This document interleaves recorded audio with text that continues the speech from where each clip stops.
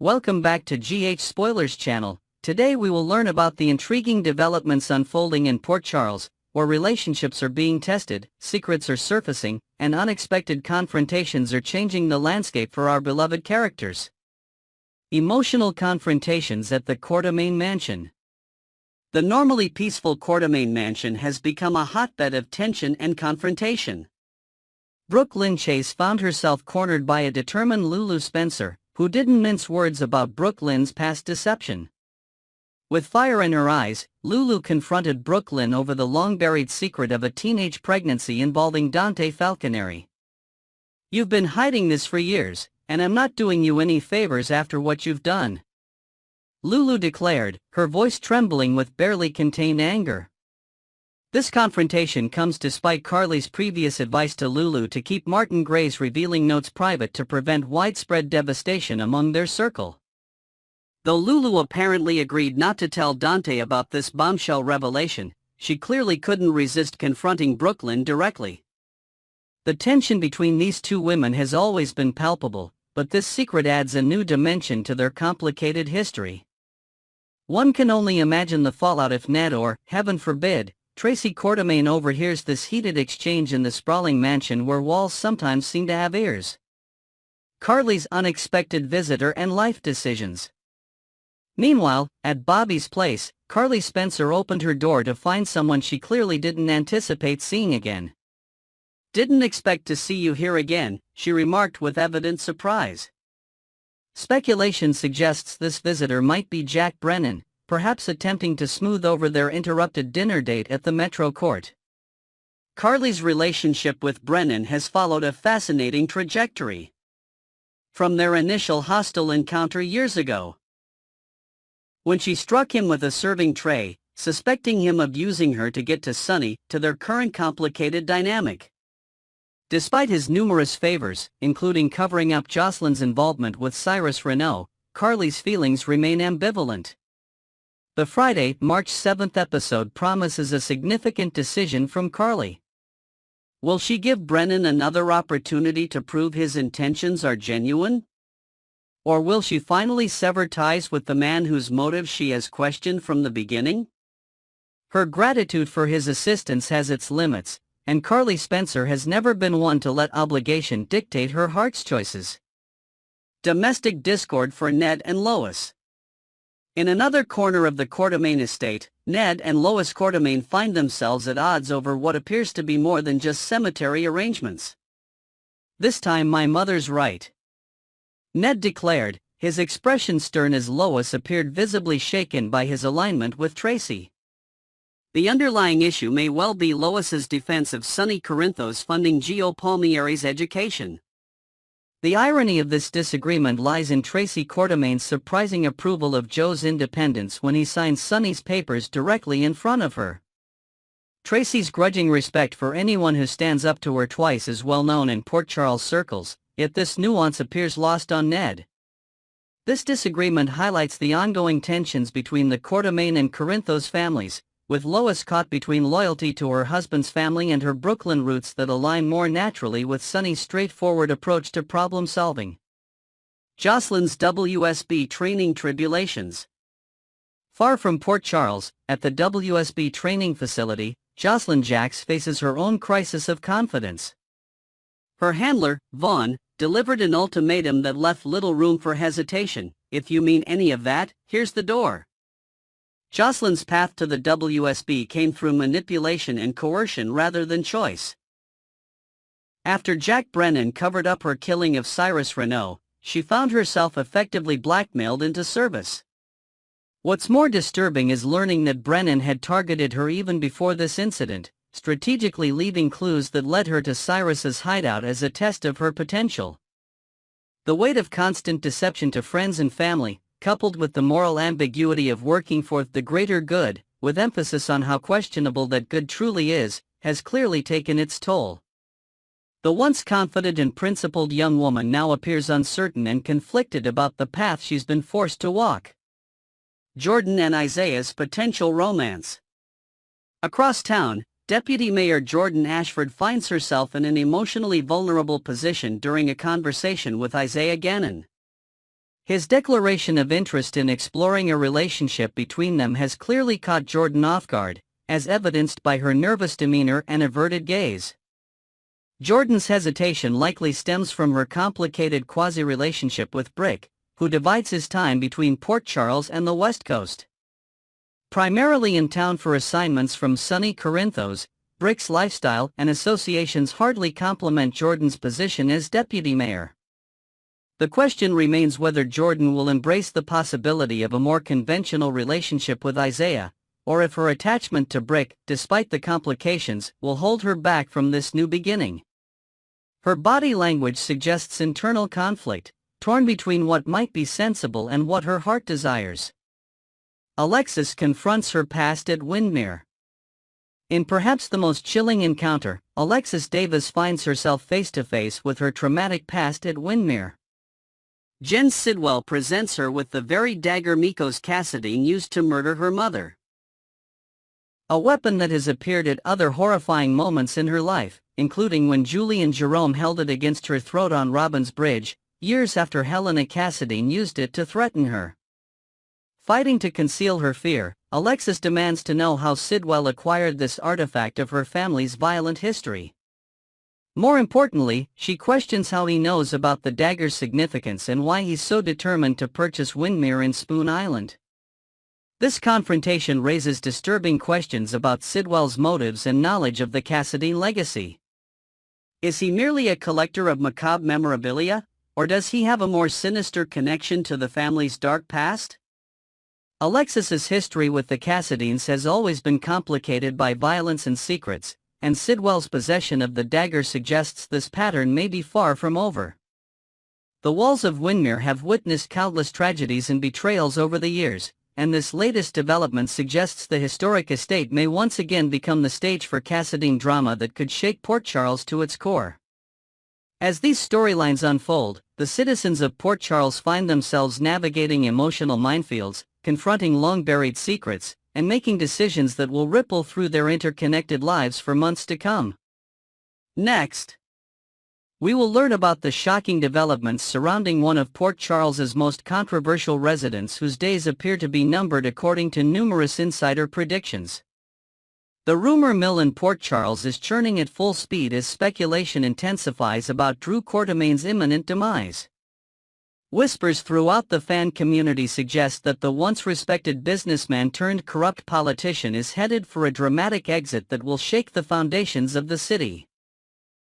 The transformation of Drew from upstanding citizen to power-hungry manipulator has been nothing short of breathtaking, providing viewers with a masterclass in character evolution, or perhaps more accurately, devolution.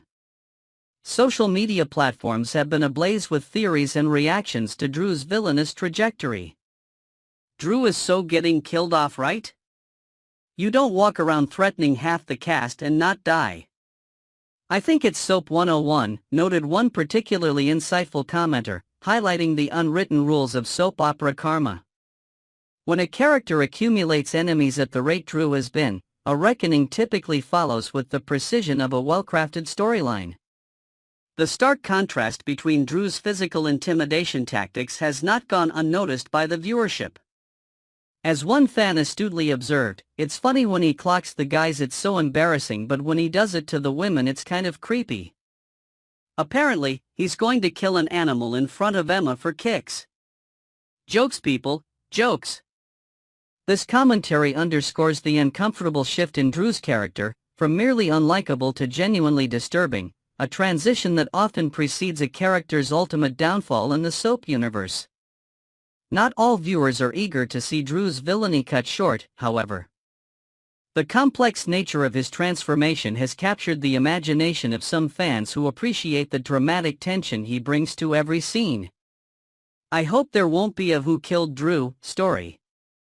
I am loving Trainwreck Drew. He's a lot more interesting lying calling out Carly, Jason, and Tracy. His ego is so big, just like a real-life politician where he thinks he's all that and a bag of chips, enthused one viewer who clearly values the entertainment value of Drew's megalomaniacal behavior. Some fans have proposed more nuanced outcomes for Drew's storyline, suggesting that perhaps redemption, not death, lies in his future. I do wonder if this is the direction they're going, though. A failed assassination attempt on Drew, speculated one viewer, before elaborating on a potential medical twist. When he's in the hospital they discover he suffered a TBI during his beating in Pentonville and that's why he's been acting out of character. The drama could be that once it's repaired, he might not be in love with Willow anymore? This theory offers a fascinating potential explanation for Drew's personality shift while opening doors to new dramatic possibilities. The corruption that Drew embodies has reached new heights with his apparent plan to install one of his loyal associates as the mayor of Port Charles. This power play represents the culmination of his transformation into the quintessential soap opera villain, manipulative, ambitious, and dangerously overconfident. The political machinations at play recall some of Port Charles's most notorious power struggles, with Drew positioning himself as the puppet master behind the scenes of the city's governance. Drew's blackmail of Portia has created ripple effects throughout Port Charles, driving her to seek assistance from Ava, a woman well-versed in navigating treacherous waters. This alliance between Portia and Ava could potentially form the nucleus of resistance against Drew's machinations, creating a formidable opposition that might contribute to his predicted downfall. Ava's extensive experience with both sides of the law makes her an invaluable ally for anyone caught in Drew's crosshairs. The transformation of Drew Quartermain from respected community member to corrupt political operator represents a fascinating study in character development. His journey from hero to villain has been meticulously crafted, with each step down the path of corruption feeling both surprising and inevitable. The writers have skillfully balanced Drew's descent into villainy with moments that remind viewers of the man he once was, creating a complex antagonist rather than a one-dimensional villain. As tensions continue to escalate and Drew's list of enemies grows longer by the day, viewers are advised to stay tuned to witness how this compelling storyline unfolds. Will Drew meet a violent end at the hands of one of his many adversaries? Could he experience a medical revelation that explains his behavior? Or might he somehow escape the consequences of his actions, continuing his reign of manipulation and intimidation? Only time will tell. But one thing is certain, the drama surrounding Drew Quartermain is far from over, and the repercussions of his actions will reverberate through Port Charles for months to come. For now, fans will need to watch each episode with bated breath, as the clock appears to be ticking on Drew Quartermain's time in Port Charles. Whether his exit will be permanent or temporary, violent or peaceful, remains to be seen, but if the predictions hold true, a significant change is on the horizon for this once beloved character who has transformed into one of the show's most compelling villains in recent memory. Next, we will learn about the explosive secret threatening to destroy multiple relationships in Port Charles, with ramifications that could permanently alter the landscape for several beloved characters and create ripple effects throughout the community for years to come. The impending collapse of a crucial friendship. The clock is mercilessly ticking down on what might be the most devastating revelation to hit Port Charles in years. Harrison Chase's days of confiding in his trusted friend Dante Falconeri are numbered, and the impending explosion will leave emotional casualties scattered across the city. The friendship that has served as Chase's emotional anchor through turbulent times stands on the precipice of destruction, with neither man aware of the ticking time bomb beneath their feet. This brotherhood between two of Port Charles's finest law enforcement officers has weathered numerous storms over the years. From professional challenges at the PCPD to personal crises involving their respective romantic relationships, Chase and Dante have forged a bond that many in their circle have come to admire and even envy. Their camaraderie has been characterized by unwavering loyalty, brutal honesty, and the kind of implicit trust that allows for complete vulnerability, a rarity among men in their profession. The depth of their connection is perhaps best illustrated by Chase's willingness to share his most intimate struggles with Dante. In recent weeks, viewers have witnessed Chase laying bare his soul, confessing his fertility challenges and the emotional toll they've taken on his self-image and relationship with Brooklyn. These conversations have occurred in various locations around Port Charles, sometimes over beers at the Floating Rib, occasionally during quiet moments at the police station, and even during their regular basketball games at the community center. What makes this situation particularly heartbreaking is that Chase has no inkling of the catastrophe awaiting him. The detective who prides himself on uncovering the truth remains completely blind to the fact that his confidant Dante shares an intimate connection with Brooklyn that transcends anything Chase could imagine. The cruel irony of Chase pouring his heart out about fertility struggles to the very man who unwittingly fathered a child with Chase's girlfriend creates a dramatic tension that soap opera dreams are made of. Gio Palmieri, the living secret. The revelation that Giovanni Gio Palmieri is actually the biological son of Dante and Brooklyn would be shocking enough in isolation. However, the fact that Gio has been living under the same roof as Brooklyn and Chase at the Quartermaine mansion adds layers of painful complexity to the situation. Every interaction, every family dinner, every casual conversation has been shadowed by this monumental secret, known only to Lois Cerullo, who has carried this burden for her daughter all these years. Joe's integration into the Quartermaine household came about through a series of seemingly coincidental events that, in retrospect, appear almost orchestrated by fate. His musical talent, clearly inherited from his mother Brooklyn, first brought him to the attention of the family. His charm, intelligence, and uncanny ability to navigate the complex dynamics of the Quartermaine clan earned him a place in their hearts and their home. What no one realized was that his natural fit within the family had a biological explanation. The young man has demonstrated personality traits that astute viewers might recognize as echoes of both Dante and Brooklyn. His strong moral compass and sense of justice mirror Dante's ethical foundation, while his artistic temperament and occasional stubbornness clearly come from Brooklyn. These genetic echoes have been hiding in plain sight, with only Lois recognizing the full significance of these inherited characteristics. Imagine the psychological weight Brooklyn has been bearing watching her biological son grow up before her eyes, unable to acknowledge their true connection. The maternal instincts she's likely had to suppress, the moments of recognition she's had to hide, and the guilt that must surface each time Chase discusses their potential future family. The emotional gymnastics required to maintain this facade would test even the strongest person's resolve. There have been moments when Brooklyn's mask has nearly slipped, a lingering glance at Gio when he's performing music, an overprotective reaction when he faces challenges, or the subtle way she advocates for him within the Quartermaine household. These small tells have occasionally raised eyebrows among family members, though no one has yet connected the dots to the truth that would shatter multiple relationships. The inevitable explosion when the truth inevitably surfaces, and in Port Charles, secrets always find their way into the light, the fallout will be catastrophic. Chase will be forced to confront not only Brooklyn's deception but also the uncomfortable reality that Dante, his trusted friend and confidant, is biologically connected to Brooklyn in a way Chase can never be. The man who has been advising Chase through his fertility struggles is the very person who successfully fathered a child with Chase's girlfriend during her teenage years.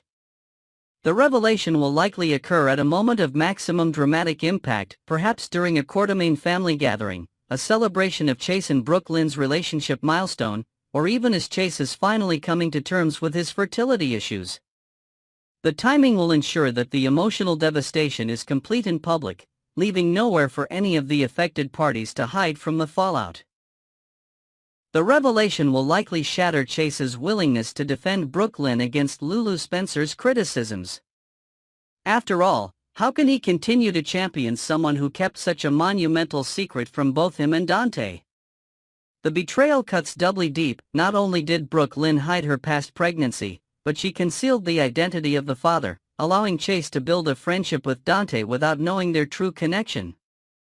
Chase's professional life at the PCPD will inevitably be affected as well.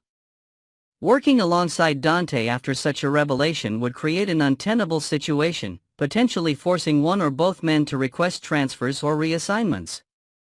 The ripple effects would extend to their colleagues, who would find themselves caught in the crossfire of this personal drama, potentially dividing loyalties within the department. Brooklyn's growing maternal instincts, Brooklyn's growing curiosity about her long-abandoned child adds another layer of tension to this already volatile situation. Her maternal instincts appear to be awakening, perhaps triggered by Chase's discussions about starting a family. The cosmic irony that she's already living with her biological child without being able to acknowledge him creates a psychological pressure cooker that cannot be contained indefinitely. Recent episodes have shown Brooklyn experiencing flashbacks to her pregnancy and the difficult decision to give up her baby. These memories often surface during quiet moments when she's alone in her room at the Quartermaine mansion, during late-night encounters with Gio in the kitchen, or when watching him interact with other family members. Each of these moments chips away at her resolve to keep the secret buried. Brooklyn has also been observed researching adoption records online, quickly closing her laptop whenever someone enters the room. She's made cryptic phone calls that abruptly end when Chase or another family member appears. These behaviors haven't gone completely unnoticed. Lois has picked up on her daughter's increasing preoccupation with the past and has warned her about the dangers of disturbing long-buried secrets. If Brooklyn decides to actively search for her child, she'll be forced to navigate treacherous emotional waters. The path to finding her son leads directly to Gio, who has already established relationships with everyone involved. The revelation would force a complete recalibration of Joe's understanding of his place in the world and his connections to those around him. The moment of truth, the conversation where Brooklyn finally reveals the truth to both men, would be nothing short of devastating. Picture the scene: the three adults gathered in the Quartermaine living room, perhaps with Lois present for moral support. Brooklyn, trembling with anxiety, finally confessing that not only did she have a child as a teenager, but that child is Dante's, and furthermore, that child is Gio, the young man they've all come to know and care for. Dante's shock at discovering his paternity, Chase's betrayal at learning his girlfriend shares a biological connection with his best friend, and Joe's confusion at having his entire identity upended, all these reactions would create a perfect storm of emotion. The revelation would likely unfold in stages, each more devastating than the last. First, Brooklyn might admit to having given up a child for adoption as a teenager. This alone would be shocking to Chase and Dante. Then, the second blow: Dante is the father. Finally, the most explosive revelation: Gio is that child, already living among them, already forming bonds with his biological parents without knowing their true connection to him. The immediate aftermath would be chaos: raised voices, accusations, denials, and perhaps even physical confrontations as emotions boil over. Chase might storm out, unable to process the betrayal. Dante might remain frozen in shock, trying to reconcile his new identity as Joe's father. Brooklyn would likely break down, the weight of years of secrecy finally lifting but bringing with it a new burden of consequences. For Chase, this revelation would be particularly cruel given his struggles with fertility. The knowledge that Brooklyn successfully conceived a child with Dante while Chase has been unable to father a child himself would add salt to an already painful wound. His suggestion to use Finn's sperm to maintain a genetic connection to their potential child would seem hollow in comparison to the living, breathing connection Brooklyn shares with Dante through Gio. The ripple effects throughout Port Charles: the complex web of relationships in Port Charles means this secret's revelation would have ripple effects far beyond the immediate parties involved. How would the Quartermaine family react to learning Gio is actually Brooklyn's biological son? What about Lulu's response to discovering Dante fathered a child with Brooklyn years ago? The potential for collateral damage extends to nearly every corner of Port Charles society. The Quartermaine family, already notorious for their dramatic family dynamics, would face a seismic shift. Tracy Quartermaine, never one to hold back her opinions, would likely have choice words for Brooklyn about keeping such a secret within the family. Ned, Brooklyn's father, would be forced to reconcile with the fact that he has a grandson he never knew about and that his own mother, Lois, kept this information from him for years. Lulu Spencer's reaction would add another layer of drama to the situation. Her complicated history with Brooklyn has been characterized by rivalry and occasional outright hostility. Learning that Brooklyn shares a child with Dante, Lulu's ex-husband and the father of her own children, would reignite old conflicts and potentially create new alliances as the fallout spreads throughout Port Charles. Gio himself would face perhaps the most profound identity crisis. Raised believing one story about his origins, he would suddenly learn that his biological parents have been in his life without his knowledge. His relationship with the Quartermaines would be recontextualized. He's not just a talented young man they've taken under their wing, but actual family by blood. His musical connection with Brooklyn would take on new significance as a genetic inheritance rather than a coincidental shared passion. Chase's emotional journey has been particularly poignant, as he's turned to Dante for support through his most vulnerable moments. First confiding about his fertility challenges, then sharing the painful rejection he felt when Brooklyn dismissed his suggestion about using Finn's sperm. Chase has laid his soul bare to the very man who unknowingly shares the deepest possible connection with Brooklyn. The dramatic irony is almost Shakespearean in its cruelty. In recent weeks, viewers have witnessed Chase's growing frustration with his fertility issues. His conversations with Dante have revealed the depth of his desire to have a biological child with Brooklyn, and the emotional toll that his medical challenges have taken on his self-image. Chase has confessed to feelings of inadequacy, questioning his masculinity and his worthiness as a partner to Brooklyn. Dante has been there through it all, offering reassurance and perspective that now, in retrospect, carries painful irony. Chase's suggestion to use his brother Hamilton Finn's sperm as a donor was born from his desire to maintain some genetic connection to their potential child. The fact that Brooklyn rejected this idea without offering the real reason behind her hesitation, that she already has a biological child with another man, adds another layer of betrayal to the situation. Chase interpreted her rejection as a lack of commitment to their future together, when in reality, it stemmed from her unresolved feelings about her past.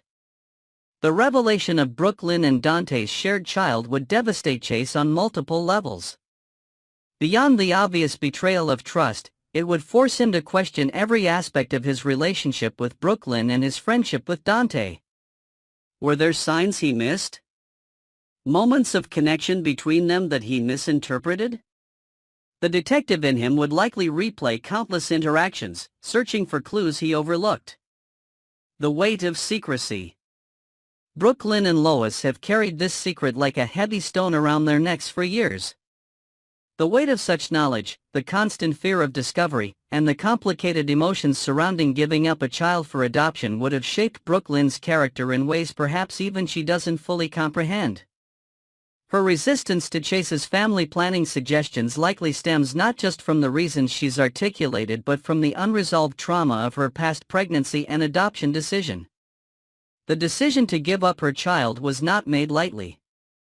As a teenager, Brooklyn faced impossible choices: her budding music career, her complicated family dynamics, and her tumultuous relationship with Dante all factored into her decision. Lois supported her daughter through this difficult time, helping arrange the adoption and ensuring that Brooklyn could move forward with her life while knowing her child would be cared for. What neither woman could have anticipated was that years later, that same child would find his way back to the Quartermaine mansion, drawn by a connection to music and family that transcends conscious knowledge. The universe has a way of bringing together those who are meant to be connected, and Joe's arrival in Port Charles seems almost predestined in retrospect. As Brooklyn's curiosity about her biological child intensifies, viewers can expect to see her wrestling with increasingly difficult questions. Should she search for her child? What right does she have to disrupt their life? How will she explain her decisions to Dante and Chase?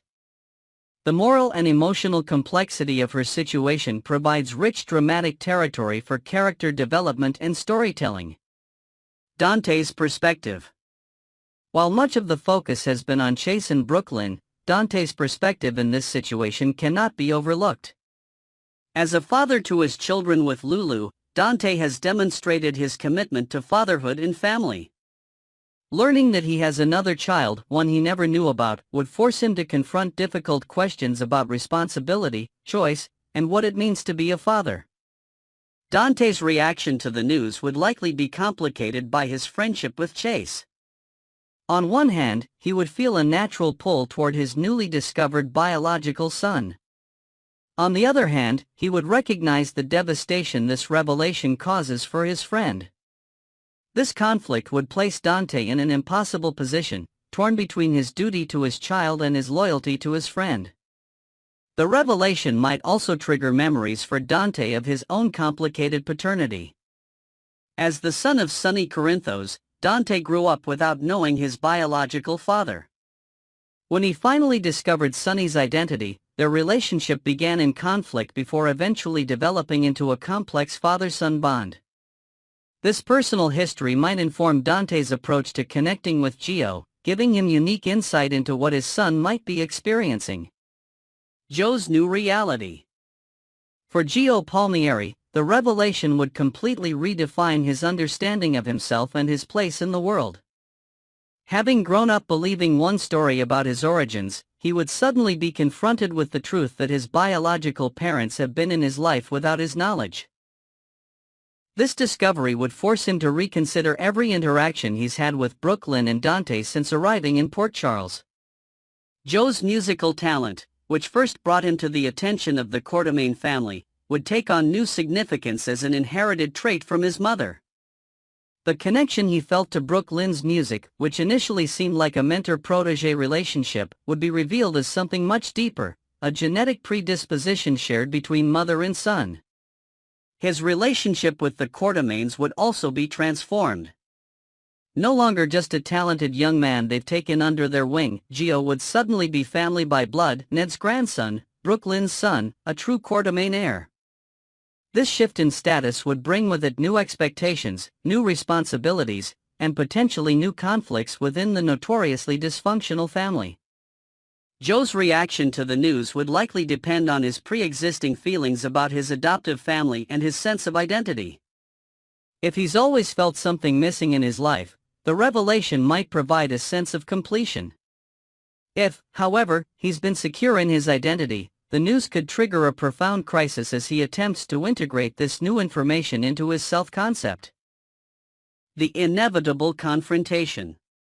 When the truth finally emerges, and in the world of soap operas, it's always a matter of when, not if, Chase will find himself unable to continue his friendship with Dante or his relationship with Brooklyn.